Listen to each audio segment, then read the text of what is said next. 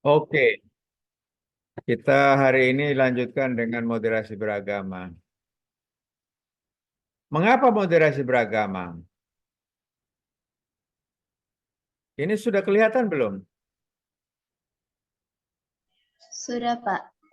Sudah. Ini tadi kan Adek bilang sudah lihat aura positif. Ini positifnya. Ini orang yang ada di gambar ini adalah orang yang beraura positif.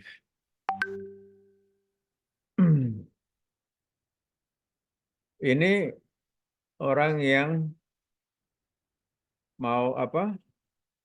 Ketika prinsipnya kita kalau bermaksud baik, berbuat baik itu roh-roh jahat itu roh-roh juga itu tidak akan ini apa. Jadi gitu ya. Jadi teman-teman harus begitu.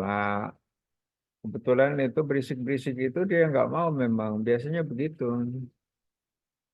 Oke, mengapa harus moderasi beragama?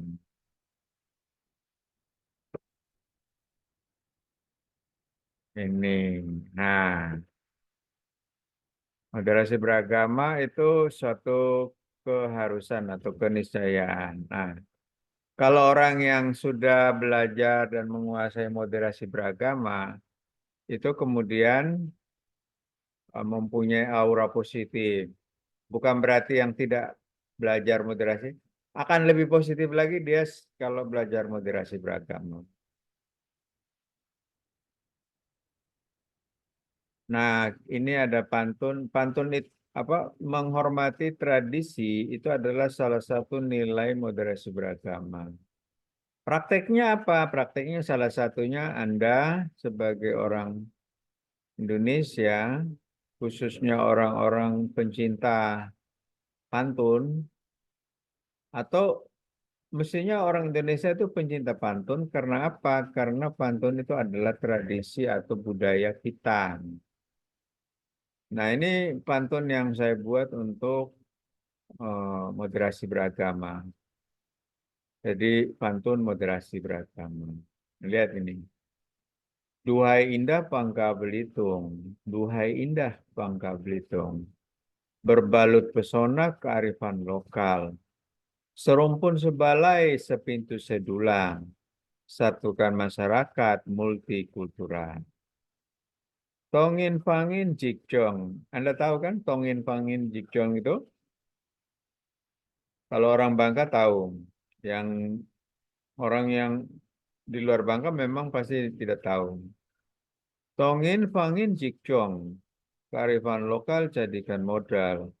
Perekat masyarakat Bangka Belitung, cinta kebinekaan hingga kekal. Ya. Hingga kekal atau hingga selama-lamanya. Ini karena sajaknya AB-AB, makanya dia jadinya saya ambil kata yang kekal aja.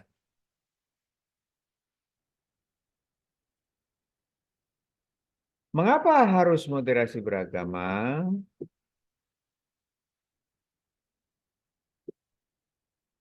Karena salah satu alasannya ini ya, moderasi beragama adalah prioritas pembangunan yang paling tepat untuk konteks masyarakat Indonesia yang multikultural, multi agama, multi pandangan, multi apa kemauan uh, dan lain-lain, multi macam-macam ya, multi etnis ya. Moderasi beragama itu karena moderasi beragama itu paling cocok untuk Indonesia.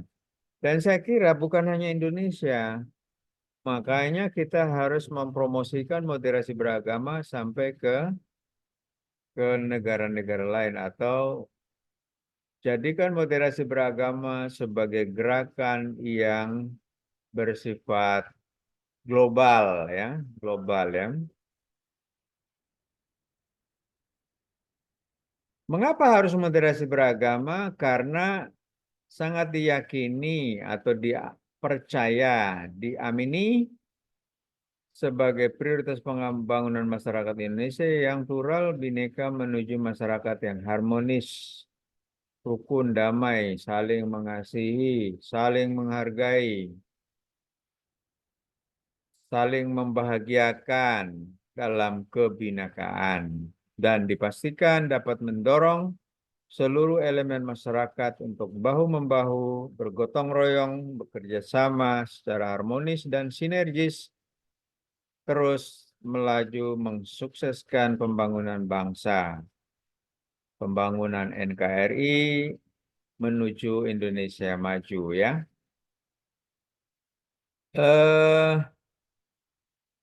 Inilah moderasi beragama punya keunggulan di sini, ya, membangun harmoni, membangun kerukunan, kedamaian, dan membangun sesuai dengan nilai-nilai moderasi beragama.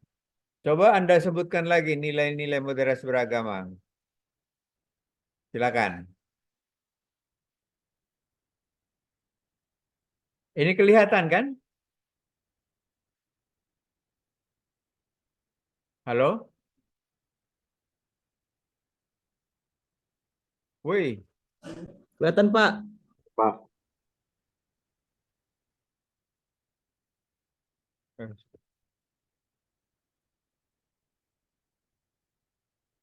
Nah, sebutkan moderasi beragama itu. Saya sudah kirim ya moderasi beragama itu. Belum, Pak. Mana tadi Zoom-nya ini?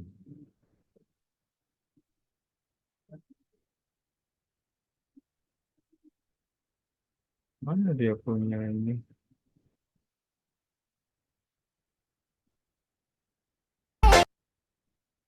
Mana tadi? Oh ini.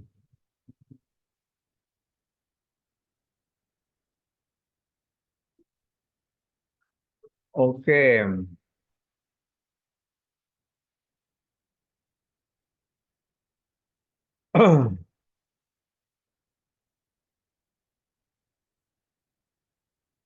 Anda lihat enggak? Mana pula?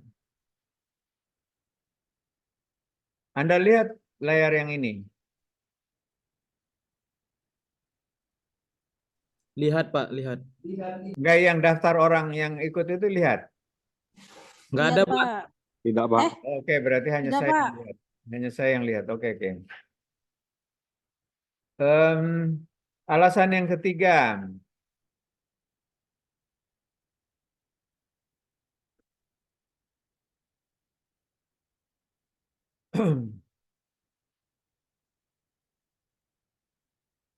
Aduh, ini gimana ini dia ini?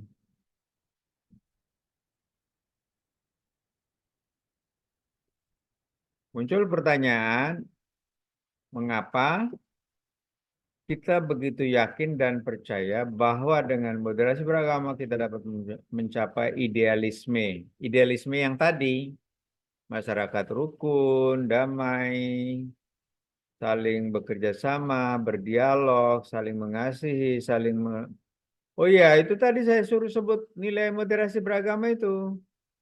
Tidak ada yang bisa kah? Lupa semua.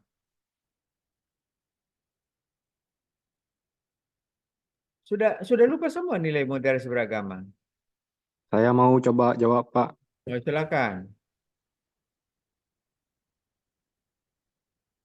Kemanusiaan, kemaslahatan, adil beriman, taat konstitusi, komitmen kebangsaan, toleransi, anti kekerasan, hormat budaya, hormat tradisi. Oh, itu hormat tradisi. Maksudnya hormat tradisi dan budaya. Hmm, Bukan dua itu. Jadi hormat, tapi lebih enak lagi kalau kita bilang mencintai atau cinta tradisi dan budaya, kearifan. Itu satu nilai. ya Pak. Kearifan, budaya itu, terus tradisi itu satu kalimat atau satu nilai maksudnya. Jawabannya mari kita kenal dan simak apa sebenarnya isinya. Tak kenal maka tak sayang maka tak cinta maka masa bodoh, tak peduli dan seterusnya. Nah, sekarang kita lihat.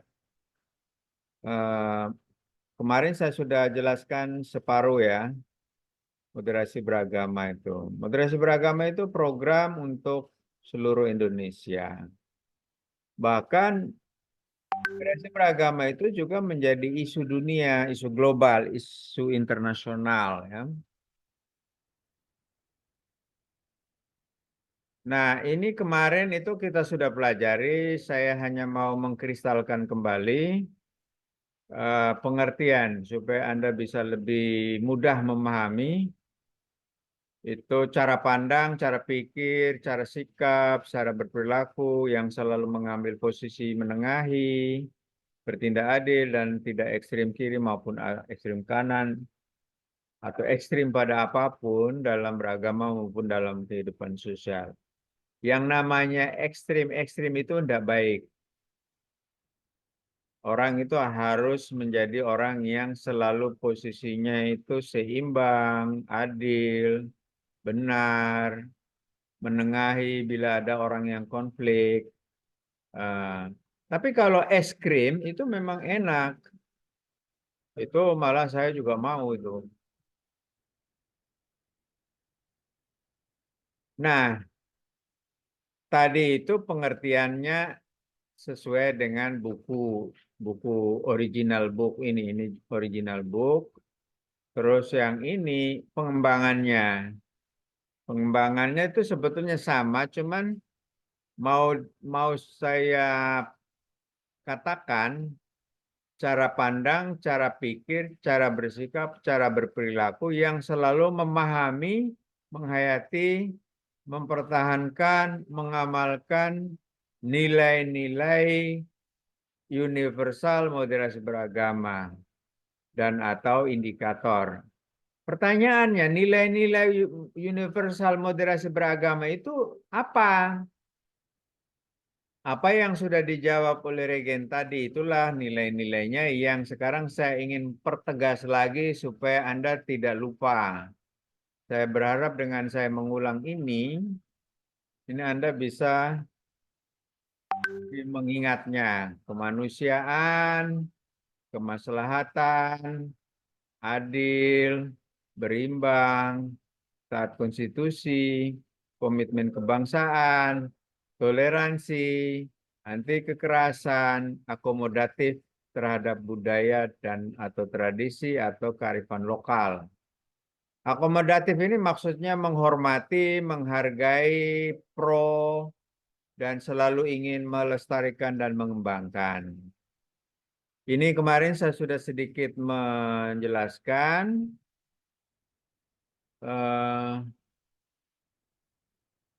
manusia ini kan ingin bahagia, ingin sejahtera. Kemaslahatan itu kesejahteraan, kebahagiaan, dan seterusnya. Tetapi dalam rangka itu dia harus punya sikap yang adil, berimbang, dan selalu taat pada konstitusi. Dan manusia Indonesia itu adalah manusia yang setia dan taat dan mengamalkan komitmen kebangsaan. Nanti saya jelaskan komitmen kebangsaan itu yang mana. Dan selalu bersikap toleran, toleransi terhadap teman-temannya yang berbeda, yang beragama lain. Berbeda apa saja? Berbeda tinggi rendahnya, berbeda warna kulit, berbeda pandangan, berbeda agama, dan seterusnya. Lalu orang yang pasti anti kekerasan. Orang mau bahagia kok suka kekerasan? Tidak ada. Mana ada orang yang bahagia dalam kekerasan? Nah, kalau ada orang bahagia karena kekerasan itu orang yang abnormal ya. Nah, jika 9 nilai tadi dipahami, dihayati, dan diamalkan oleh seluruh komponen masyarakat Indonesia yang majemuk ini, maka mengapa moderasi beragama ini terjawab?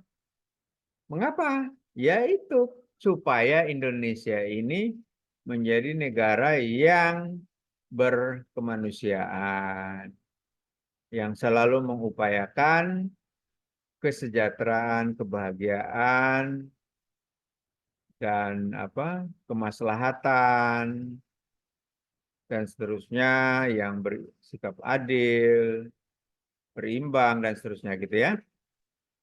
Maksud saya dengan ini harapan saya itu Anda semakin paham ya moderasi beragama itu. Karena ini kita bisa lihat contoh. Contoh ini salah satu ya. Masih begitu banyak contoh. Kelompok komunitas masyarakat yang moderat. Moderat yang tadi indikatornya apa? Yang rukun, sejahtera, saling berbagi, saling mendukung, saling menghormati, ini nih ya, saling berdialog, bekerja sama, dan seterusnya. Ini indikator masyarakat yang moderat. Anda sebagai generasi muda bisa membuatnya atau mengembangkan pola hidup seperti ini. Misalnya, suatu ketika dalam rangka Sumpah Pemuda, kumpul bareng orang-orang muda lintas agama, lalu Anda bisa membuat acara nganggung ya? Nganggung ya? Halo? Ini yang kayak gini tuh nganggung kan? Anda tahu toh? Iya Pak, nganggung. Saya ingatkan lagi, kalau saya tanya langsung jawab ya. Nah, ini kita lihat kontra ya, situasi yang kontradiktif dari situasi yang sebelumnya. Nah, kalau orang seperti ini biasanya orang-orang yang tidak moderat karena dia bukan anti kekerasan tetapi suka kekerasan. Saling acuh, curiga, was-was, ekstrim, bahkan berantem, suka kekerasan. Padahal moderasi beragama itu menghendaki kita untuk anti kekerasan. Kalau dalam bahasa kita itu kelemah lembutan dan kasih sayang.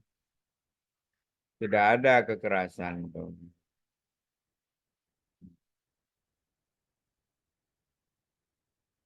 Sebagai generasi muda Indonesia yang beraura positif, itu harusnya tidak menyukai kondisi ini, ya toh?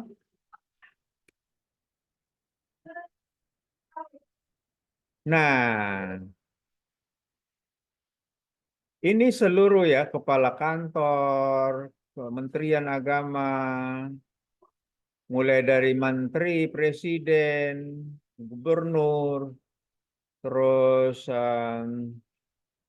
pemerintah pada umumnya, pada khususnya, dan saya sebagai guru atau dosen Anda, menghendaki Anda seperti yang tadi, ya. Kalau kalian ini belum diedit ini masih saya kurang edit ini. Harus mewujudkan prioritas pembangunan. Nah, ini kehendak dari kita. Salah satunya itu nanti sekarang saya perlihatkan prioritas pembangunan nasional bidang agama, Kementerian Agama itu ini. Ada 7 prioritas pembangunan Indonesia bidang agama atau yang dihandle atau yang leading sektornya Kementerian Agama, di mana saya ada di dalamnya. Satu itu penguatan moderasi beragama. Nah, makanya moderasi beragama itu terus-menerus digembar-gemborkan. Maksudnya disosialisasikan, diinformasikan, disebarluaskan ya. Yang kedua, transformasi digital. Kita menggunakan sistem online ini sebetulnya adalah aplikasi dari transformasi digital ya. Dan digitalisasi segala hal termasuk perkuliahan, pembelajaran, Merdeka Belajar itu sudah merambah ke bukan hampir tapi semua perguruan tinggi. Makanya di Hari Pendidikan Nasional kemarin itu Anda pasti tahu kan temanya adalah lanjutkan Merdeka Belajar. Pertanyaan saya adalah, Anda merdeka nggak belajar?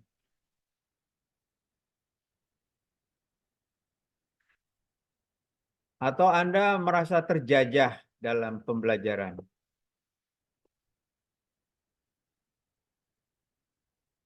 Tidak, Pak. Ah. Yang ketiga, revitalisasi KUA Cyber Islamic University. Nah, kalau ini kan Cyber Islamic University. Kita bisa menerapkannya menjadi Cyber Catholic University. Ini kan kebetulan di programnya pendidikan Islam. Tapi semua pendidikan yang lain di Kementerian Agama itu menerapkan program Cyber University. Kalau Katolik berarti kan Cyber Catholic University. Itu program yang keempat. Yang kelima itu kemandirian pesantren. Nah, kalau pesantren itu ada program kemandirian, maka di Gereja Katolik apa namanya? Kemandirian Lembaga Pendidikan Seminari. Seminari itu sama dengan pesantren. Terus religiosity index, terus toleransi. Ya, toleransi kebetulan sudah lewat ya, tahun toleransi 2022. Nah, tahun 2023 itu Indonesia hebat bersama umat hebat, apa namanya? Umat hebat Indonesia apa, sudah lupa itu ya. Nah, ini ya program-program prioritas Kementerian Agama yang menjadi program nasional. Program nasional itu berarti program Indonesia yang kebetulan dihandle atau dikelola oleh Kementerian Agama.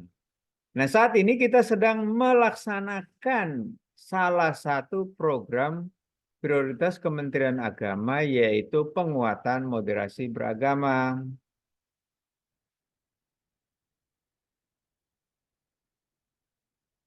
Nah,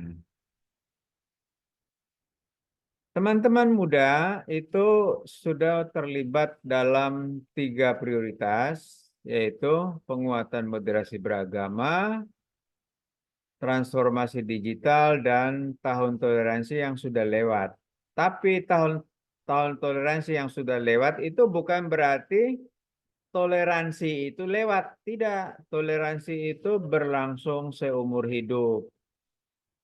Sampai kekal, sampai akhir dunia. Kalau kita hanya sampai di 2022, berarti 2023, 2024, dan seterusnya tidak toleran, toh. Itu tidak benar. Jadi, kita beri apresiasi sudah ikut terlibat dalam pembangunan prioritas nasional ini. Nah, generasi Anda ini adalah generasi yang seperti ini. Diharapkan teman-teman itu menjadi orang-orang yang seperti ini, mencari sensasi baru, tapi sensasi yang bersifat positif. Terus mahir teknologi, tech savvy, suka mengumbar privasi, boleh mengumbar privasi, tapi mengumbar privasi positif, mandiri, toleran, ambisius, suka berkomunikasi di dunia maya. Kalian itu memang dunia maya ya, generasi digital, generasi milenial ya. Lalu yang ini berbasis aplikasi dominan di depan layar, fokus skills, kolaboratif, prioritas pendidikan, digitalisasi, interpersonal skills penting sekali. Ini kita harapkan generasi Anda itu seperti ini ya. Kalau seperti ini berarti Anda adalah orang-orang yang mestinya mengisi apa? Apa namanya? Mengisi dunia maya dengan berbagai macam informasi, konten, kreativitas Anda yang positif dan membangun, konstruktif bagi masyarakat. Itu diharapkan ya. Oleh karena itu dengan yakin percaya saya mengajak kita semua, termasuk seluruh generasi muda untuk berpartisipasi dalam moderasi beragama ya. Demi Indonesia yang kita cita-citakan. Nah, ini harapannya. Nanti saya berikan materinya ya. Nah, nanti kita akan memasuki kemerdekaan. Kita harap bahwa Anda bisa menjadi pelopor penguatan moderasi beragama dengan mengamalkan nilai-nilai moderasi beragama secara masif, aktif, partisipatif, kalau boleh tambah sinodal ya. Artinya Anda bisa melaksanakan secara individual tapi secara sinodal. Sinodal itu artinya bersama. Sinodalitas itu kebersamaan. Peran konkret Anda itu bisa di beberapa level ya. Level pelaksana. Jadi kita melaksanakan nilai-nilai. Itu kan kita udah berperan. Itu level yang paling rendah. Melaksanakan nilai-nilai. Lalu menjadi diseminator atau informan yang menyebarluaskan nilai-nilai moderasi beragama dalam era digital. Oh ya, maksudnya dalam era digital Anda bisa menjadi content creators, ya, menjadi kreator konten. Tapi bukan hanya creators doang, tapi menjadi orang creators dan uploaders. Di upload, jangan hanya jadi konsumsi pribadi. Terus level yang ketiga menjadi pelopor, penggerak moderasi beragama. Itu level ketiga itu artinya lebih tinggi lagi. Level keempat menjadi pemimpin atau pembuat kebijakan. Memang masih ada satu level di sini saya lupa, yaitu di samping pelopor dan penggerak ada level berikutnya adalah level tapi ini sudah diseminator ya, mestinya bukan di sini posisinya, harusnya di sini. Harusnya di level 3 dia. Yang dua ini, nanti saya edit lagi. Tapi tidak apa-apa, itu sekedar bisa jadi suatu ketika Anda bisa menjadi pemimpin, pembuat kebijakan yang mendesain kebijakan-kebijakan penguatan moderasi beragama. Apakah kita bisa mencapai semua level itu? Bisa.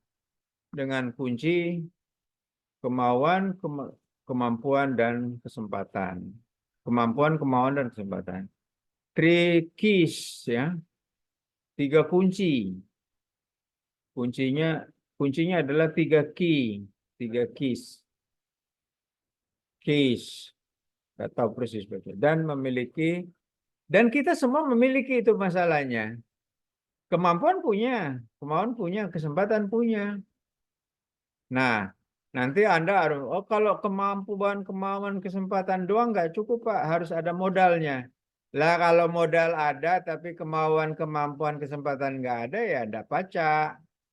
Sebaliknya kalau modal nggak ada tapi kemauan, kemampuan, dan kesempatan itu Anda ada dan Anda mengolahnya, maka bisa. Ya toh? Misalnya demi ini Anda bisa berkolaborasi dengan orang lain yang punya uang, kan gitu. Kalau memang butuh uang. Nah, ini kita pantun lagi. Sungguh indah Bukit Pintir, meski kering kekurangan air. Marilah mahasiswa segera mencair, jadikan moderasi beragama terus mengalir. Moderasi beragama cerdas berkumandang menjangkau dunia universal global. Wahai mahasiswa, jadilah cemerlang, tebarkan moderasi beragama di era digital. Burung camar Ini adalah pelopor penggerak terbang di beragama atas di era ombak, milenial. sedengat angin Boleh tua, tapi arina malam.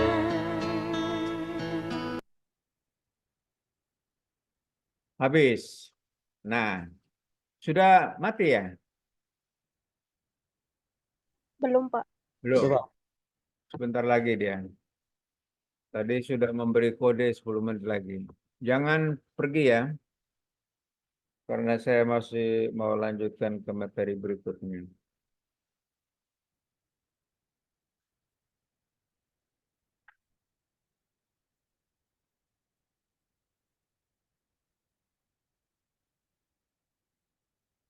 Mm-mm.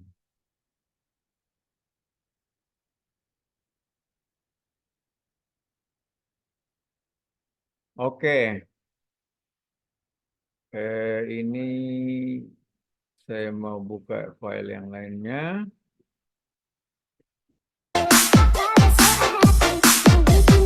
Ando di selo, ando di selo.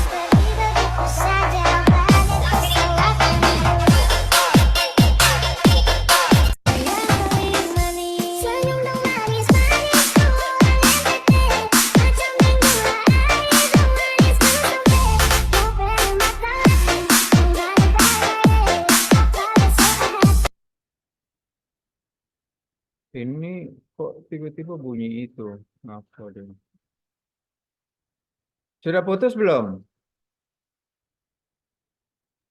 Belum, Pak. Belum. Saya buka lagi yang lain ya. Bentar dulu.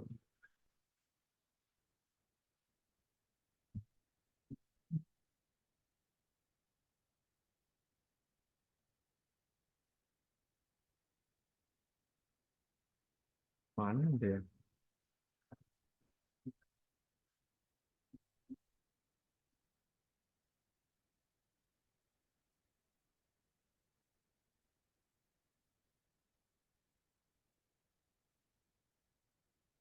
Oke, sampai di sini ada pertanyaan nggak berkaitan dengan moderasi beragama?